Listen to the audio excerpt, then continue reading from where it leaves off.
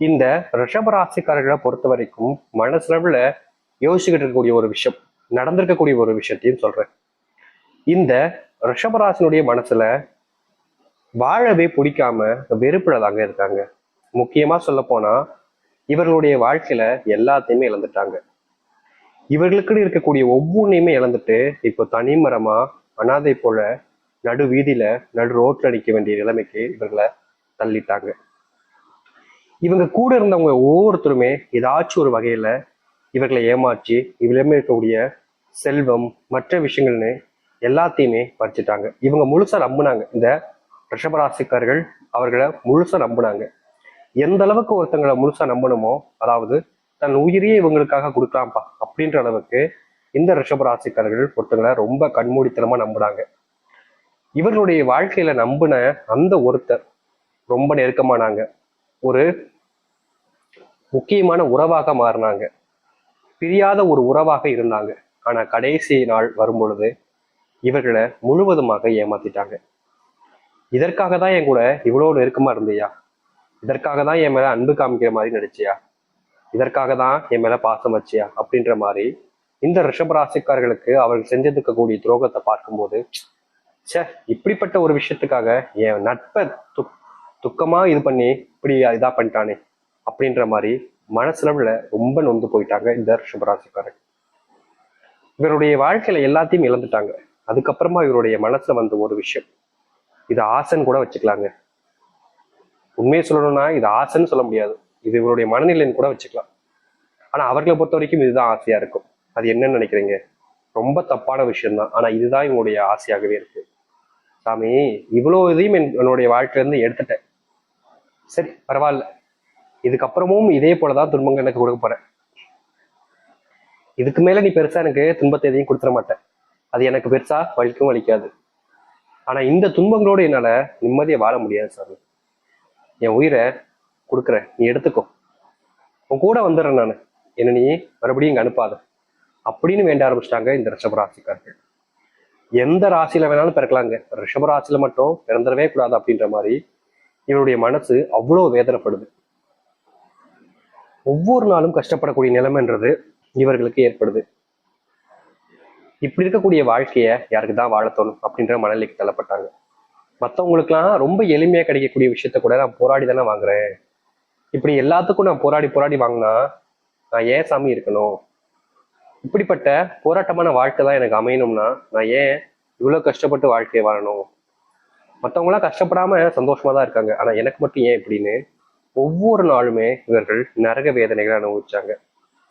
இப்படி இருக்கக்கூடிய ரிஷபராசிக்காரர்களுக்கு தெரிஞ்சிருச்சு இனி வாழ்க்கை எந்த ஒரு விதத்திலையும் நல்லது நடக்காதுன்னு. ஆனா உண்மை என்னன்னா, இது நாள் வரைக்கும் நீங்க நிறைய துன்பங்களை கஷ்டங்களை எல்லாம் பார்த்து வாழ்க்கை மாறவே மாறாதுன்னு அழுதுருக்கீங்க, கவலைப்பட்டிருக்கீங்க. ஆனா உண்மை என்னன்னா, இதுக்கப்புறம் தாங்க உங்களுடைய வாழ்க்கையே ஆரம்பிக்க போகுது. அதுவும் நீங்க இது நாள் வரைக்கும் பட்ட துன்பங்கள் இருந்து பிரச்சனைகள் இருந்து முழுவதுமாக நீங்கி நல்லதையும் நல்ல மாற்றங்களையும் நீங்க பார்க்க போறீங்க. இத கேட்கும் போதே உங்களுடைய மனசுல அவ்வளோ ஆனந்தம் வரும். இதுக்கப்புறம் இது போன்ற பிரச்சனைகள் வராதுன்ற தைரியம் உங்களுக்கே உருவாகும். உண்மையாவே எங்களுடைய வாழ்க்கையில நல்லது நடக்குமா? நிச்சயமா நடக்க போகுதுங்க.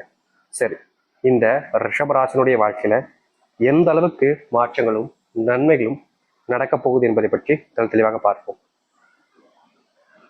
அதற்கு முன் நம்முடைய சேனலுக்கு நீங்கள் ஒரு புதிய பார்வையில் இருப்பினும் இது வரைக்கும் நம்ம சேனலை சப்ஸ்கிரைப் பண்ணாமல் பார்க்குறன்ற போதும் சேனலை மறக்காம சப்ஸ்கிரைப் பண்ணிக்கோங்க. பக்கத்தில் இருக்கக்கூடிய பெல் ஐக்கானையும் கிளிக் பண்ணிக்கோங்க. அப்பதான் நம்ம போடக்கூடிய அனைத்து தகவல்களும் உங்களுக்கு நோட்டிஃபிகேஷனா வந்து கொண்டே இருக்கும். ரிஷப ராசிக்கார நேயர்களே, உங்களுடைய வாழ்க்கையில நீங்க ஆசைப்பட்டீங்கல்ல, அந்த ஒரு விஷயம் நடக்க போகுது. அது என்னன்னு யோசிக்கிறீங்களா? வேற ஒண்ணும் இல்லைங்க. உங்க வாழ்க்கையில நீங்க இன்னைக்கு வரைக்கும் இரவு நிம்மதியா தூங்க முடியாம கண்ணீரோட தான் இருக்கீங்க. ஒரு நாளும் உங்களுக்கு ஏற்படக்கூடிய பிரச்சனைகளை பார்த்து மனசுல ரொம்ப வேதனைப்பட்டு இதற்கு மேல இந்த உலகத்துல வாழவே வேண்டாம்பாட்டா சாமி அப்படின்ற மாதிரி நீங்க மனசுல ரொம்பவே காயப்பட்டுக்கிட்டு இருக்கீங்க. ஆனா இனி வரக்கூடிய காலங்கள்ல உங்களுடைய வாழ்க்கையில் இருக்கக்கூடிய இது போன்ற பிரச்சனைகளுக்கு முழுவதுமான தீர்வுகள் என்பது கிடைக்கும். நீங்க ஆசைப்பட்ட மாதிரி ஒரு சின்ன சின்ன விஷயங்களும் உங்களுடைய வாழ்க்கையில மாறப்போகுது. தூக்கம் இல்லாம தவிச்ச உங்களுடைய வாழ்க்கையில நிம்மதியான தூக்கம் என்பது கிடைக்கும். மேசராசிக்காரர்கள் இதுதான் மிகப்பெரிய ஒரு கனவாவே வச்சுட்டாங்க. நான் நிம்மதியா தூங்கினா கூட போதுமே, எனக்கு நிம்மதியான தூக்கம் கூட இல்லையே, நான் அதிகபட்சமா இப்பெல்லாம் தூங்குறது வெறும் 3 மணி நேரம் தான், 2 மணி நேரம் தான், அதுக்கு மேல தூங்க முடியல. ஏதாவது ஒரு யோசனை வந்து என்ன பாடா படுத்துது. சரி, கொஞ்ச நேரத்துல தூங்கலாம் அப்படின்னு மறுபடியும் முயற்சி பண்ணாலும் அதுக்குள்ள பொழுதே விடிஞ்சு போகுது. நான் என்னதான் பண்றது, இப்படிதான் எனக்கு வாழ்க்கை அமையணுமா அப்படின்னு எவ்வளவோ நாட்கள் கஷ்டப்பட்டாங்க.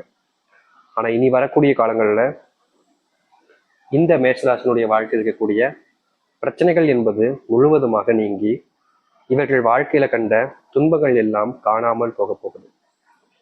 இவர்கள் இதற்காக தான் ஆசைப்பட்டது மாதிரி இவருடைய மனசுல சந்தோஷங்கள் என்பது முழுவதுமாக இருக்கும்.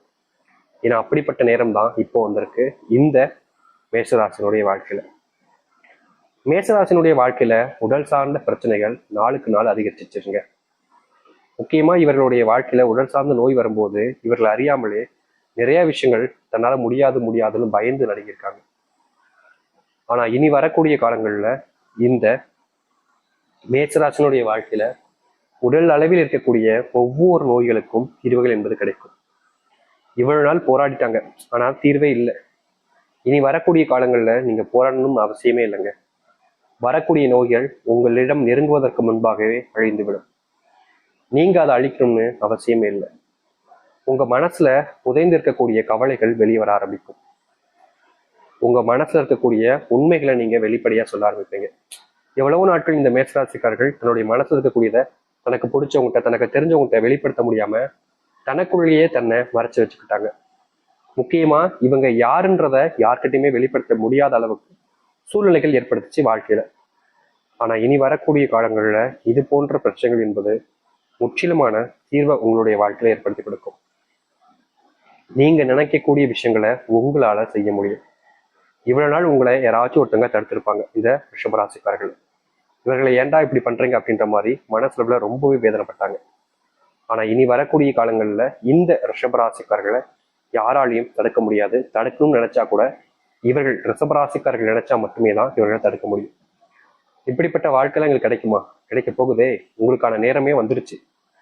நீங்க எவ்வளவு நாள் வீழ்ந்தீங்க, தோத்தீங்க, தோல்வியிலிருந்து எழும்ப முடியாம ரொம்ப சிரமப்பட்டீங்க. இனி தோல்வி என்பது உங்களுடைய வாழ்க்கையில் இருக்காது.